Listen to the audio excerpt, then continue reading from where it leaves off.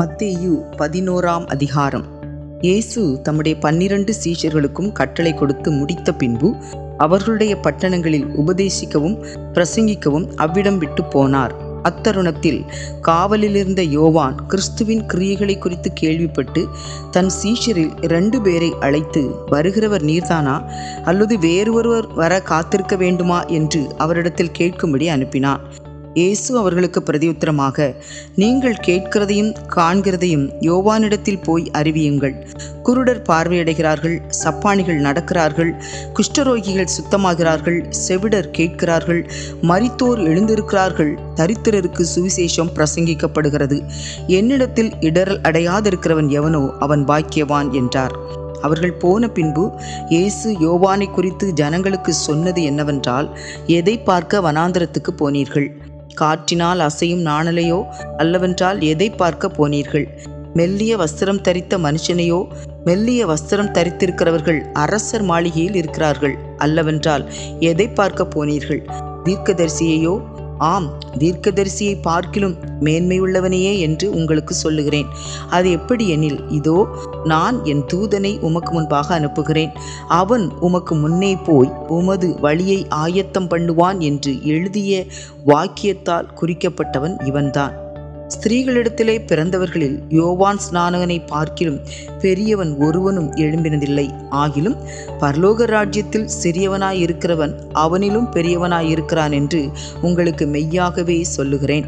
யோவான் ஸ்நானன் காலம் முதல் இதுவரைக்கும் பரலோக ராஜ்யம் பலவந்தம் பண்ணப்படுகிறது. பலவந்தம் பண்ணுகிறவர்கள் அதை பிடித்துக் கொள்கிறார்கள். நியாயப்பிரமாணமும் தீர்க்கதரிசிகள் யாவரும் யோவான் வரைக்கும் தீர்க்க தரிசனம் உரைத்ததுண்டு. நீங்கள் ஏற்றுக்கொள்ள மனதாயிருந்தால் வருகிறவனாகிய எலியா இவன்தான். கேட்கிறதற்கு காதுள்ளவன் கேட்க கடவன். இந்த சந்ததியை யாருக்கு ஒப்பிடுவேன்?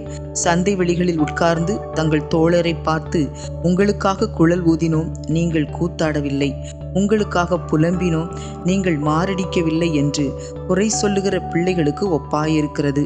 எப்படி எனில், யோவான் போஜனபானம் பண்ணாதவனாய் வந்தான், அதற்கு அவர்கள், அவன் பிசாசு பிடித்திருக்கிறவன் என்றார்கள். மனுஷகுமாரன் போஜனபானம் பண்ணுகிறவராய் வந்தார், அதற்கு அவர்கள், இதோ போஜன பிரியனும் மதுபான பிரியனுமாகிய மனுஷன், ஆயக்காரருக்கும் பாவிகளுக்கும் சிநேகிதன் என்கிறார்கள். ஆனாலும் ஞானமானது அதன் பிள்ளைகளால் நீதி உள்ளதென்று ஒப்புக்கொள்ளப்படும் என்றார். அப்பொழுது தமது பலத்த செய்கைகளில் அதிகமானவைகளை செய்ய கண்ட பட்டணங்கள் மனம் திரும்பாமற் போனபடியினால் அவைகளை அவர் கடிந்து கொள்ளத் தொடங்கினார். கொரோசினே, உனக்கு ஐயோ! பெத்சாய்தாவே, உனக்கு ஐயோ! உங்களில் செய்யப்பட்ட பலத்த செய்கைகள் தீருவிலும் சீதோனிலும் செய்யப்பட்டிருந்ததானால் அப்பொழுதே ரெட்டுடுத்தி சாம்பலில் உட்கார்ந்து மனம் திரும்பி இருப்பார்கள். நியாய தீர்ப்பு நாளிலே உங்களுக்கு நேரிடுவதை பார்க்கிலும் தீருவுக்கும் சீதோனுக்கும் நேரிடுவது லகுவாயிருக்கும் என்று உங்களுக்கு சொல்லுகிறேன். வானபரியந்தம் உயர்த்தப்பட்ட கப்பர்நகூமே, நீ பாதாள பரியந்தம் தாழ்த்தப்படுவாய். உன்னில் செய்யப்பட்ட பலத்த செய்கைகள் சோதோமிலே செய்யப்பட்டிருந்ததானால் அது இந்நாள் வரைக்கும் நிலைத்திருக்கும். நியாய தீர்ப்பு நாளிலே உனக்கு நேரிடுவதை பார்க்கிலும் சோதோம் நாட்டிற்கு நேரிடுவது லகுவாயிருக்கும் என்று உங்களுக்கு சொல்லுகிறேன் என்றார். அந்த சமயத்திலே இயேசு சொன்னது, பிதாவே, வானத்துக்கும் பூமிக்கும் ஆண்டவரே, இவைகளை ஞானிகளுக்கும் கல்விமான்களுக்கும் மறைத்து பாலகருக்கு வெளிப்படுத்தினபடியினால் உம்மை ஸ்தோத்தரிக்கிறேன். ஆம் பிதாவே, இப்படி செய்வது உமது திருவுளத்துக்கு பிரியமாயிருந்தது. சகலமும் என் பிதாவினால் எனக்கு ஒப்பு கொடுக்கப்பட்டிருக்கிறது. பிதா தவிர வேறொருவனும் குமாரனை அறியான். குமாரனும் குமாரன் எவனுக்கு அவரை வெளிப்படுத்த சித்தமாயிருக்கிறாரோ அவனும் தவிர வேறொருவனும் பிதாவை அறியான். வருத்தப்பட்டு வாரம் சுமக்கிறவர்களே, நீங்கள் எல்லாரும் என்னிடத்தில் வாருங்கள், நான் உங்களுக்கு இளைப்பாறுதல் தருவேன். நான் சாந்தமும் மனத்தாழ்மையுமாய் இருக்கிறேன். என் நுகத்தை உங்கள் மேல் ஏற்றுக்கொண்டு என்னிடத்தில் கற்றுக்கொள்ளுங்கள், அப்பொழுது உங்கள் ஆத்துமாக்களுக்கு இளைப்பாறுதல் கிடைக்கும். என் நுகம் மெதுவாயும் என் சுமை லகுவாயும் இருக்கிறது என்றார். மத்தேயு 12ஆம் அதிகாரம். அக்காலத்திலே இயேசு ஓய்வு நாளில் பயிர் வழியே போனார். அவருடைய சீஷர்கள் பசியாயிருந்து கதிர்களை கொய்து தின்னத் தொடங்கினார்கள். பரிசேயர் அதை கண்டு அவரை நோக்கி, இதோ ஓய்வு நாளில் செய்யத்தகாததை உம்முடைய சீஷர்கள் செய்கிறார்களே என்றார்கள். அதற்கு அவர், தாவீதும் அவனோடு இருந்தவர்களும் பசியாயிருந்தபோது செய்ததை நீங்கள் வாசிக்கவில்லையா? அவன் தேவனுடைய வீட்டில் பிரவேசித்து ஆசாரியர் தவிர வேறொருவரும் புசிக்கத்தகாத தேவ சமூகத்து அப்பங்களை தானும் தன்னோடு இருந்தவர்களும் புசித்தார்களே. அன்றியும் ஓய்வு நாட்களில் ஆசாரியர்கள் தேவாலயத்தில் ஓய்ந்திராமல் ஓய்வு நாளை வேலை நாளாக்கினாலும் குற்றமில்லாதிருக்கிறார்கள் என்று நீங்கள் வேதத்தில் வாசிக்கவில்லையா? தேவாலயத்திலும் பெரியவர் இங்கே இருக்கிறார் என்று உங்களுக்கு சொல்லுகிறேன். பலியை அல்ல, இரக்கத்தையே விரும்புகிறேன் என்பதின் கருத்து இன்னதென்று அறிந்தீர்களானால் குற்றமில்லாதவர்களை நீங்கள் குற்றப்படுத்த மாட்டீர்கள். மனுஷகுமாரன் ஓய்வு நாளுக்கும் ஆண்டவராயிருக்கிறார் என்றார். அவர் அவ்விடம் விட்டு போய் அவர்களுடைய ஜெப ஆலயத்தில் பிரவேசித்தார். அங்கே சூம்பின கையையுடைய மனுஷன் ஒருவன் இருந்தான். அப்பொழுது அவர் மேல் குற்றம் சாட்டும்படிக்கு ஓய்வு நாளில் சொஸ்தமாக்குகிறது நியாயமா என்று கேட்டார்கள். அதற்கு அவர், உங்களில் எந்த மனுஷனுக்காயிலும் ஒரு ஆடு இருந்து அது ஓய்வு நாளில் குழியிலே விழுந்தால் அதை பிடித்து தூக்கிவிட மாட்டானோ? ஆட்டை பார்க்கிலும் மனுஷனானவன் எவ்வளவோ விசேஷித்திருக்கிறான். ஆதலால் ஓய்வு நாளிலே நன்மை செய்வது நியாயந்தான் என்று சொன்னார். பின்பு அந்த மனுஷனை நோக்கி, உன் கையை நீட்டு என்றார். அவன் நீட்டினான். அது மறு கையை போல் சொஸ்தமாயிற்று. அப்பொழுது பரிசேயர் வெளியே போய் அவரை கொலை செய்யும்படி அவருக்கு விரோதமாய் ஆலோசனை பண்ணினார்கள். இயேசு அதை அறிந்து அவ்விடம் விட்டு விலகி போனார். திரளான ஜனங்கள் அவருக்கு பின் சென்றார்கள். அவர்கள் எல்லாரையும் அவர் சொஸ்தமாக்கி தம்மை பிரசித்தம் பண்ணாதபடி அவர்களுக்கு கண்டிப்பாய் கட்டளையிட்டார். ஏசாயா தீர்க்கதரிசினால் உரைக்கப்பட்டது நிறைவேறும்படி இப்படி நடந்தது. அவன் உரைத்ததாவது, இதோ நான் தெரிந்து கொண்ட என்னுடைய தாசன், என் ஆத்துமாவுக்கு பிரியமாயிருக்கிற என்னுடைய நேசன், என் ஆவியை அவர் மேல் அமரப் பண்ணுவேன். அவர் புறஜாதியாருக்கு நியாயத்தை அறிவிப்பார். வாக்குவாதம் செய்யவும் மாட்டார், கூக்குரலிடவும் மாட்டார். அவருடைய சத்தத்தை ஒருவனும் வீதிகளில் கேட்பதும் இல்லை. அவர் நியாயத்திற்கு ஜெயம் கிடைக்க பண்ணுகிற வரைக்கும் நெறிந்த நாணலை முறிக்காமலும் மங்கியெறிகிற திரியை அணைக்காமலும் இருப்பார். அவருடைய நாமத்தின் மேல் புறஜாதியார் நம்பிக்கையாய் இருப்பார்கள் என்பதே. அப்பொழுது பிசாசு பிடித்த குருடும் ஊமையுமான ஒருவன் அவரிடத்தில் கொண்டு வரப்பட்டான். குருடும் ஊமையுமானவன் பேசவும் காணவும் தக்கதாக அவனை சொஸ்தமாக்கினார். ஜனங்கள் எல்லாரும் ஆச்சரியப்பட்டு, தாவீதின் குமாரன் இவர்தானோ என்றார்கள். பரிசேயர் அதை கேட்டு, இவன் பிசாசுகளின் தலைவனாகிய பெயல்செபூலினாலே பிசாசுகளை துரத்துகிறானே அல்லாமல் மற்றபடி அல்ல என்றார்கள். இயேசு அவர்கள் சிந்தனைகளை அறிந்து அவர்களை நோக்கி, தனக்குத்தானே விரோதமாய் பிரிந்திருக்கிற எந்த ராஜ்யமும் பாழாய்ப்போம், தனக்குத்தானே விரோதமாய் பிரிந்திருக்கிற எந்த பட்டணமும் எந்த வீடும் நிலை நிற்க மாட்டாது. சாத்தானை சாத்தான் துரத்தினால் தனக்கு விரோதமாய் தானே பிரிவினை செய்கிறதாய் இருக்குமே. அப்படி செய்தால் அவன் ராஜ்யம் எப்படி நிலைக்கும்? நான் பெயல்செபூலினாலே பிசாசுகளை துரத்தினால் உங்கள் பிள்ளைகள் அவைகளை யாராலே துரத்துகிறார்கள்? ஆகையால் அவர்களே உங்களை நியாயம் தீர்க்கிறவர்களாயிருப்பார்கள். நான் தேவனுடைய ஆவியினாலே பிசாசுகளை துரத்துகிறபடியால் தேவனுடைய ராஜ்யம் உங்களிடத்தில் வந்திருக்கிறதே. அன்றியும் பலவானை முந்தி கட்டினால் ஒழிய பலவானுடைய வீட்டுக்குள் ஒருவன் புகுந்து அவன் உடைமைகளை எப்படி கொள்ளையிடக்கூடும்? கட்டினானே ஆகில் அவன் வீட்டை கொள்ளையிடலாம். என்னோடே இராதவன் எனக்கு விரோதியாய் இருக்கிறான், என்னோடே சேர்க்காதவன் சிதறடிக்கிறான். ஆதலால் நான் உங்களுக்கு சொல்லுகிறேன், எந்த பாவமும் எந்த தூஷணமும் மனுஷருக்கு மன்னிக்கப்படும், ஆவியானவருக்கு விரோதமான தூஷணமோ மனுஷருக்கு மன்னிக்கப்படுவது இல்லை. எவனாகிலும் மனுஷகுமாரனுக்கு விரோதமான வார்த்தை சொன்னால் அது அவனுக்கு மன்னிக்கப்படும். எவனாகிலும் பரிசுத்த ஆவிக்கு விரோதமாக பேசினால் அது இம்மையிலும் மறுமையிலும் அவனுக்கு மன்னிக்கப்படுவது இல்லை. மரம் நல்லதென்றால் அதன் கனியும் நல்லதென்று சொல்லுங்கள், மரம் கெட்டதென்றால் அதன் கனியும் கெட்டதென்று சொல்லுங்கள். மரமானது அதன் கனியினால் அறியப்படும். விரியன் பாம்பு குட்டிகளே, நீங்கள் பொல்லாதவர்களாய் இருக்க நலமானவைகளை எப்படி பேசுவீர்கள்? இருதயத்தின் நிறைவினால் வாய் பேசும். நல்ல மனுஷன் இருதயமாகிய நல்ல பொக்கிஷத்திலிருந்து நல்லவைகளை எடுத்து காட்டுகிறான். பொல்லாத மனுஷன் பொல்லாத பொக்கிஷத்திலிருந்து பொல்லாதவைகளை எடுத்து காட்டுகிறான். மனுஷர் பேசும் வீணான வார்த்தைகள் யாவையும் குறித்து நியாயத்தீர்ப்பு நாளிலே கணக்கு ஒப்புவிக்க வேண்டும் என்று உங்களுக்கு சொல்லுகிறேன். ஏனெனில் என் வார்த்தைகளினாலே நீதிமான் என்று தீர்க்கப்படுவாய், அல்லது உன் வார்த்தைகளினாலே குற்றவாளி என்று தீர்க்கப்படுவாய் என்றார். அப்பொழுது வேதபாரகரிலும் பரிசேயரிலும் சிலர் அவரை நோக்கி, போதகரே, உம்மால் ஒரு அடையாளத்தை காண விரும்புகிறோம் என்றார்கள். அவர்களுக்கு அவர் பிரதியுத்தரமாக, இந்த பொல்லாத விபச்சார சந்ததியார் அடையாளத்தை தேடுகிறார்கள். ஆனாலும் யோனா தீர்க்கதரிசியின் அடையாளமே அன்றி வேறே அடையாளம் இவர்களுக்கு கொடுக்கப்படுவது இல்லை. யோனா இரவும் பகலும் 3 நாள் ஒரு பெரிய மீனின் வயிற்றில் இருந்தது போல மனுஷகுமாரனும் இரவும் பகலும் 3 நாள் பூமியின் இருதயத்தில் இருப்பார். யோனாவின் பிரசங்கத்தை கேட்டு நினிவே பட்டணத்தார் மனம் திரும்பினார்கள். இதோ, யோனாவிலும் பெரியவர் இங்கே இருக்கிறார். ஆதலால் நியாயத்தீர்ப்பு நாளிலே நினிவே பட்டணத்தார் இந்த சந்ததியாரோடு எழுந்து நின்று இவர்கள் மேல் குற்றம் சுமத்துவார்கள். தென் தேசத்து ராஜஸ்திரி பூமியின் எல்லைகளிலிருந்து சாலமோனுடைய ஞானத்தை கேட்க வந்தாள். இதோ, சாலமோனிலும் பெரியவர் இங்கே இருக்கிறார். ஆதலால் நியாயத்தீர்ப்பு நாளிலே அந்த ராஜஸ்திரி இந்த சந்ததியாரோடு எழுந்து நின்று இவர்கள் மேல் குற்றம் சுமத்துவாள். அசுத்த ஆவி ஒரு மனுஷனை விட்டு புறப்படும் போது வறண்ட இடங்களில் அலைந்து இளைப்பாறுதல் தேடியும் கண்டடையாமல், நான் விட்டு வந்த என் வீட்டுக்கு திரும்பி போவேன் என்று சொல்லி அங்கே வந்து அந்த வீடு வெறுமையாகவும் பெருக்கி ஜோடிக்கப்பட்டதாகவும் இருக்க கண்டு திரும்பி போய் தன்னிலும் பொல்லாத வேறு 7 ஆவிகளை தன்னோடே கூட்டிக் கொண்டு வந்து உட்புகுந்து அங்கே குடியிருக்கும். அப்பொழுது அந்த மனுஷனுடைய முன்னிலைமையை பார்க்கிலும் அவன் பின்னிலைமை அதிக கேடுள்ளதாயிருக்கும். அப்படியே இந்த பொல்லாத சந்ததியாருக்கும் சம்பவிக்கும் என்றார். இப்படி அவர் ஜனங்களோடே பேசுகையில் அவருடைய தாயாரும் சகோதரரும் அவரிடத்தில் பேச வேண்டுமென்று வெளியே நின்றார்கள். அப்பொழுது ஒருவன் அவரை நோக்கி, உம்முடைய சகோதரரும் உம்முடைய தாயாரும் உம்முடைய சகோதரரும் உம்மோடே பேச வேண்டுமென்று வெளியே நிற்கிறார்கள் என்றான்.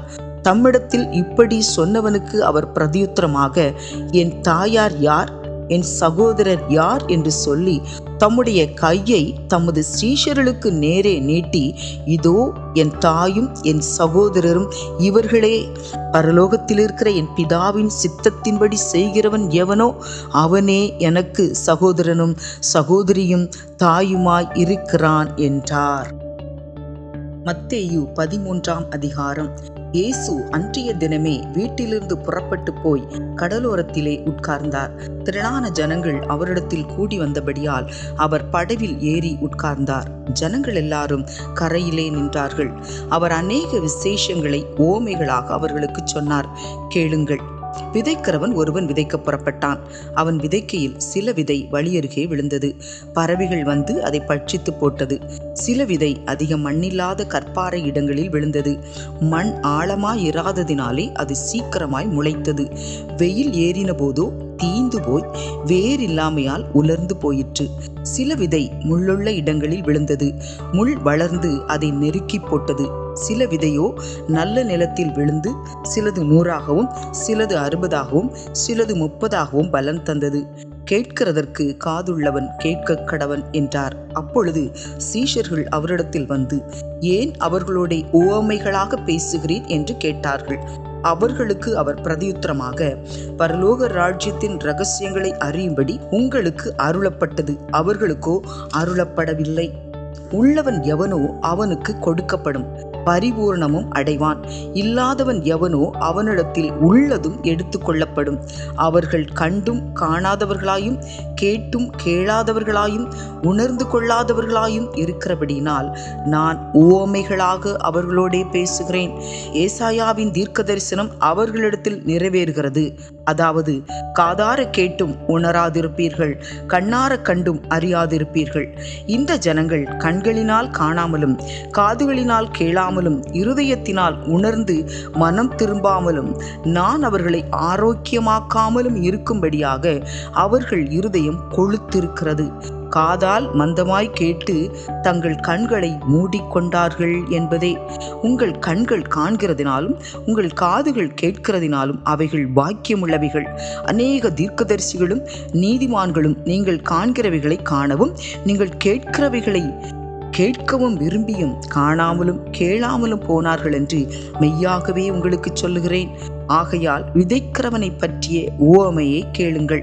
ஒருவன் ராஜ்யத்தின் வசனத்தை கேட்டும் உணராதிருக்கும் போது பொல்லாங்கன் வந்து அவன் இருதயத்தில் விதைக்கப்பட்டதை பறித்து கொள்ளுகிறான். அவனே வழியருகே விதைக்கப்பட்டவன். கற்பாறை இடங்களில் விதைக்கப்பட்டவன் வசனத்தை கேட்டு உடனே அதை சந்தோஷத்தோடு ஏற்றுக்கொள்ளுகிறவன்.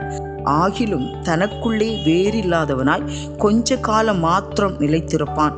வசனத்தின் நிமித்தம் உபத்திரவமும் துன்பமும் உண்டான உடனே இடறல் அடைவான்.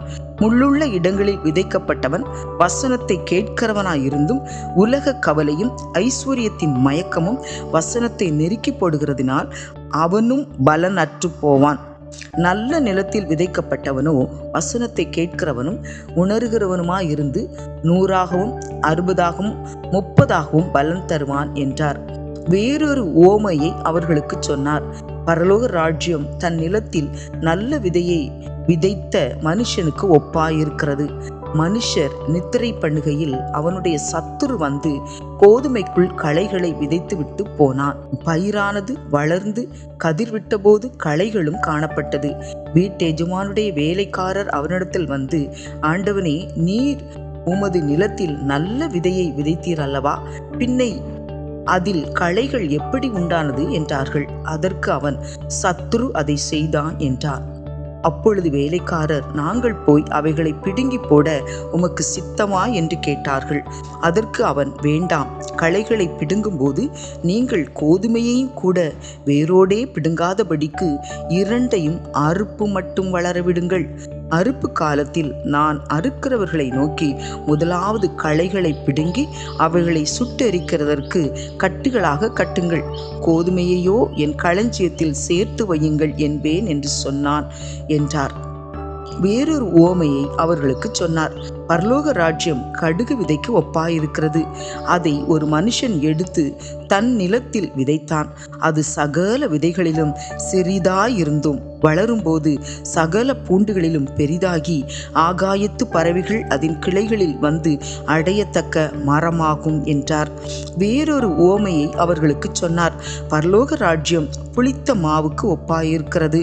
அதை ஒரு ஸ்திரீ எடுத்து முழுவதும் புளிக்கும் வரைக்கும் 3 படி மாவிலே அடக்கி வைத்தாள் என்றார்.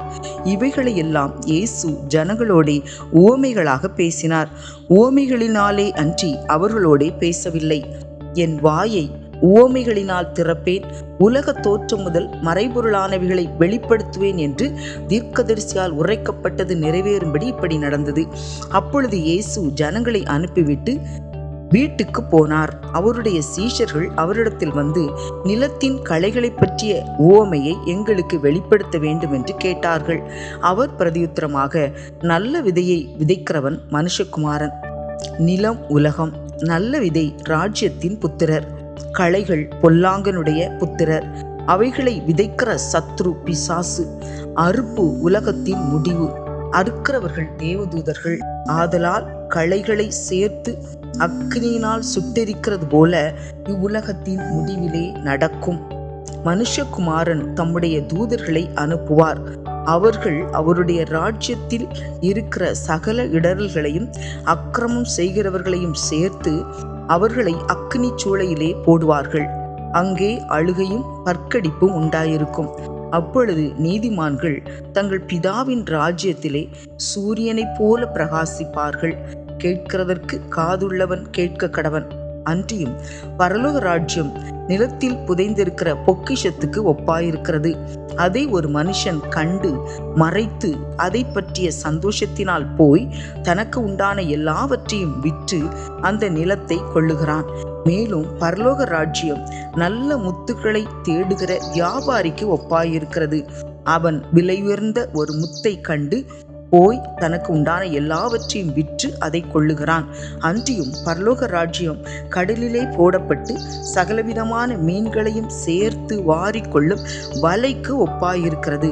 அது நிறைந்த போது அதை கரையிலே இழுத்து உட்கார்ந்து நல்லவைகளை கூடைகளில் சேர்த்து ஆகாதவைகளை எரிந்து போடுவார்கள். இப்படியே உலகத்தின் முடிவிலே நடக்கும். தேவதூதர்கள் புறப்பட்டு நீதிமான்களின் நடுவிலிருந்து பொல்லாதவர்களை பிரித்து அவர்களை அக்கினி சூளையிலே போடுவார்கள். அங்கே அழுகையும் பற்கடிப்பும் உண்டாயிருக்கும் என்றார். பின்பு இயேசு அவர்களை நோக்கி, இவைகளையெல்லாம் அறிந்து கொண்டீர்களா என்று கேட்டார். அதற்கு அவர்கள், ஆம், அறிந்து கொண்டோம் ஆண்டவரே என்றார்கள். அப்பொழுது அவர் அவர்களை நோக்கி, இப்படி இருக்கிறபடியால் பரலோக ராஜ்யத்துக்கு அடுத்தவைகளில் உபதேசிக்கப்பட்டு தேறின வேதபாரகன் எவனும் தன் பொக்கிஷத்திலிருந்து புதியவைகளையும் பழையவைகளையும் எடுத்து கொடுக்கிற வீட்டெஜமானாகிய மனுஷனுக்கு ஒப்பாயிருக்கிறான் என்றார். இயேசு இந்த உவமைகளை சொல்லி முடித்த பின்பு அவ்விடம் விட்டு தாம் வளர்ந்த ஊரிலே வந்து அவர்களுடைய ஜெப ஆலயத்திலே அவர்களுக்கு உபதேசம் பண்ணினார். அவர்கள் ஆச்சரியப்பட்டு, இவனுக்கு இந்த ஞானமும் பலத்த செய்கைகளும் எப்படி வந்தது? இவன் தச்சனுடைய குமாரன் அல்லவா? இவன் தாய் மரியாள் என்பவள் அல்லவா? யாக்கோபு, யோசே, சீமோன், யூதா என்பவர்கள் இவனுக்கு சகோதரர் அல்லவா? இவன் சகோதரிகள் எல்லாரும் நம்மிடத்தில் இருக்கிறார்கள் அல்லவா? இப்படி இருக்க இதெல்லாம் இவனுக்கு எப்படி வந்தது என்று சொல்லி அவரை குறித்து இடரலடைந்தார்கள். இயேசு அவர்களை நோக்கி, தீர்க்கதரிசி ஒருவன் தன் ஊரிலும் தன் வீட்டிலுமே அன்றி வேறெங்கும் கனவீனமடையான் என்றார். அவர்களுடைய அவிசுவாசத்தின் நிமித்தம் அவர் அங்கே அநேக அற்புதங்களை செய்யவில்லை. மத்தேயு 14ஆம் அதிகாரம். அக்காலத்தில் காற்பங்கு தேசாதிபதியாகிய ஏரோது இயேசுவின் கீர்த்தியை கேள்விப்பட்டு தன் ஊழியக்காரரை நோக்கி, இவன் யோவான் ஸ்நானன், இவன் மரித்தோரிலிருந்து எழுந்தான், ஆகையால் இவனிடத்தில் பலத்த செய்கைகள் விளங்குகிறது என்றான். ஏரோது தன் சகோதரனாகிய பிலிப்புவின் மனைவி ஏரோதியாளின் நிமித்தம் யோவானை பிடித்து கட்டி காவலில் வைத்திருந்தான். ஏனெனில், நீர் அவளை வைத்துக் கொள்வது நியாயமல்லவென்று யோவான் அவனுக்கு சொல்லியிருந்தான். ஏரோது அவனை கொலை செய்ய மனதாயிருந்து ஜனங்கள் அவனை தீர்க்கதரிசி என்று எண்ணினபடியால் அவர்களுக்கு பயந்திருந்தான். அப்படி இருக்க ஏரோதின் ஜென்ம நாள் கொண்டாடப்படுகிற போது ஏரோதியாளின் குமாரத்தி அவர்கள் நடுவே நடனம் பண்ணி ஏரோதை சந்தோஷப்படுத்தினாள். அது நிமித்தம் அவன், நீ எதை கேட்டாலும் தருவேன் என்று அவளுக்கு ஆணையிட்டு வாக்கு கொடுத்தான். அவள் தன் தாயினால் ஏவப்பட்டபடியே யோவான் ஸ்நானனுடைய தலையை இங்கே ஒரு தாளத்திலே எனக்கு தாரும் என்று கேட்டாள். ராஜா துக்கமடைந்தான். ஆகிலும் ஆணையின் நிமித்தமும் பந்தியில் கூட இருந்தவர்களின் நிமித்தமும் அதை கொடுக்க கட்டளையிட்டு ஆள் அனுப்பி காவற்கூடத்திலே யோவானை சிரச்சேதம் பண்ணுவித்தான். அவனுடைய சிரசை ஒரு தாளத்திலே கொண்டு வந்து சிறு பெண்ணுக்கு கொடுத்தார்கள். அவள் அதை தன் தாயினிடத்தில் கொண்டு போனாள். அவனுடைய சீஷர்கள் வந்து உடலை எடுத்து அடக்கம் பண்ணி பின்பு போய் அந்த சங்கதியை இயேசுவுக்கு அறிவித்தார்கள். இயேசு அதை கேட்டு அவ்விடம் விட்டு படவில் ஏறி வனாந்தரமான ஒரு இடத்துக்கு தனியே போனார். ஜனங்கள் அதை கேள்விப்பட்டு பட்டணங்களிலிருந்து கால்நடையாய் அவரிடத்தில் போனார்கள். இயேசு வந்து திரளான ஜனங்களை கண்டு அவர்கள் மேல் மனதுருகி அவர்களில் வியாதிஸ்தர்களாயிருந்தவர்களை சொஸ்தமாக்கினார். சாயங்காலமான போது அவருடைய சீஷர்கள் அவரிடத்தில் வந்து, இது வனாந்தரமான இடம், நேரமும் ஆயிற்று. ஜனங்கள் கிராமங்களுக்கு போய் தங்களுக்கு போஜன பதார்த்தங்களை கொள்ளும்படி அவர்களை அனுப்பிவிட வேண்டும் என்றார்கள். இயேசு அவர்களை நோக்கி, அவர்கள் போக வேண்டுவதில்லை, நீங்களே அவர்களுக்கு போஜனம் கொடுங்கள் என்றார். அதற்கு அவர்கள், இங்கே எங்களிடத்தில் 5 அப்பமும் 2 மீன்களுமே அல்லாமல் வேறொன்றும் இல்லை என்றார்கள். அவைகளை என்னிடத்தில் கொண்டு வாருங்கள் என்றார். அப்பொழுது அவர் ஜனங்களை புல்லின் மேல் பந்தி இருக்க கட்டளையிட்டு அந்த 5 அப்பங்களையும் அந்த 2 மீன்களையும் எடுத்து வானத்தை அண்ணார்ந்து பார்த்து ஆசீர்வதித்து அப்பங்களை பிட்டு சீஷர்களிடத்தில் கொடுத்தார். சீஷர்கள் ஜனங்களுக்கு கொடுத்தார்கள். எல்லாரும் சாப்பிட்டு திருப்தி அடைந்தார்கள். மீதியான துணிக்கைகளை 12 கூடை நிறைய எடுத்தார்கள். ஸ்திரீகளும் பிள்ளைகளும் தவிர சாப்பிட்ட புருஷர்கள் ஏறக்குறைய 5000 பேராய் இருந்தார்கள். இயேசு ஜனங்களை அனுப்பி விடுகையில் தம்முடைய சீஷர்கள் படவில் ஏறி தமக்கு முன்னே அக்கரைக்கு போகும்படி அவர்களை துரிதப்படுத்தினார். அவர் ஜனங்களை அனுப்பிவிட்ட பின்பு தனித்து ஜெபம் பண்ண ஒரு மலையின் மேல் ஏறி சாயங்காலமான போது அங்கே தனிமையாயிருந்தார்.